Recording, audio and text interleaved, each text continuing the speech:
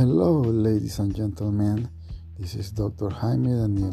Today I want to share with you an overview about alopecia areata. Alopecia areata is a disease that happens when the immune system attacks hair follicles and causes hair loss. Hair follicles are the structures in the skin that form hair. While hair can be lost from any part of the body, alopecia areata usually affects the head and face. Hair typically falls out in small, round patches about the size of a quarter, but in some cases, hair loss is more extensive. Most people with the disease are healthy and have no other symptoms. The course of alopecia areata varies from person to person. Some have bouts of hair loss throughout their lives, while others only have one episode. Recovery is unpredictable too, with hair regrowing fully in some people but not others. There is no cure for alopecia areata, but there are treatments that help hair grow back more quickly.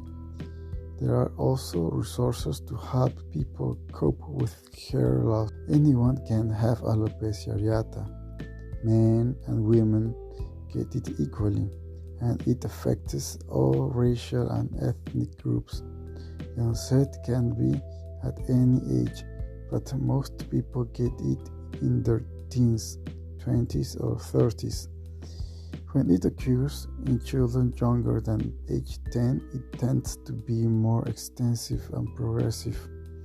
If you have a close family member with the disease, you may have a high risk of getting it, but for many people there is no family history.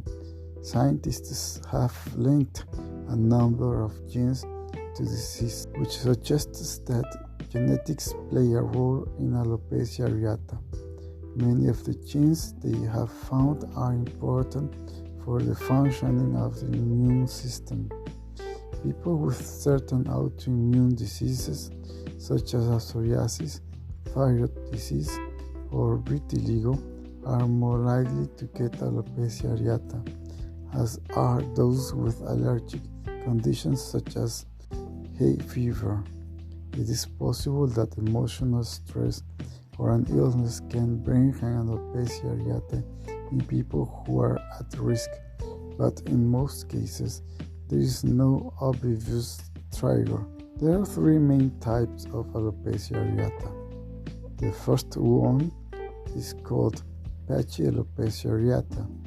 In this type, which is the most common, hair loss happens in one or more coin-sized patches on the scalp or other parts of the body. Alopecia totalis, people with this type lose all or nearly all of the hair on their scalp. And finally, alopecia universalis. In this type, which is rare, there is a complete or nearly complete loss of hair on the scalp, face, and rest of the body. Alopecia areata primarily affects hair, but in some cases, these are nail changes as well. People with the disease are usually healthy and have no other symptoms.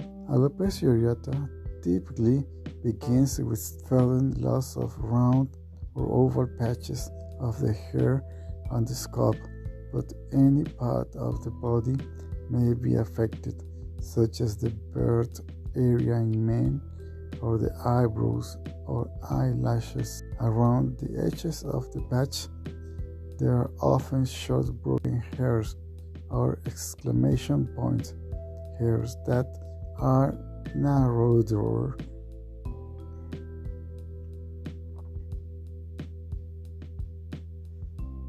Around the edges of the patch, there are often short broken hairs or exclamation point hairs that are narrower at their base than their tip. This is usually no sign of a rash, redness, or scarring on the bare patches. Some people say they feel tingling, burning, or itching on patches of skin right before the hair falls out.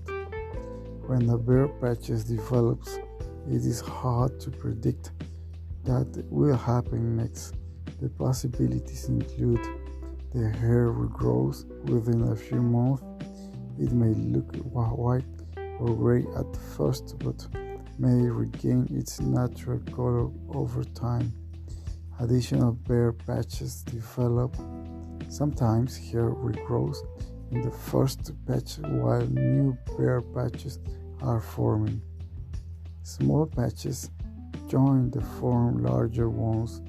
In rare cases, hair eventually lost from the entire scalp, called alopecia totalis. There is a progression to complete loss of the body hair, a type of the disease called alopecia universalis, and this is rare. In most cases, the hair regrows, but there may be subsequent episodes of hair loss. The hair tends to regrow on its own more fully in people with less extensive hair loss, later age of onset, no nail changes, no family history of the disease. Nail changes such as ridges and pits occur in some people, especially those who have more extensive hair loss. In alopecia areata, the immune system mistakenly attacks hair follicles, causing inflammation.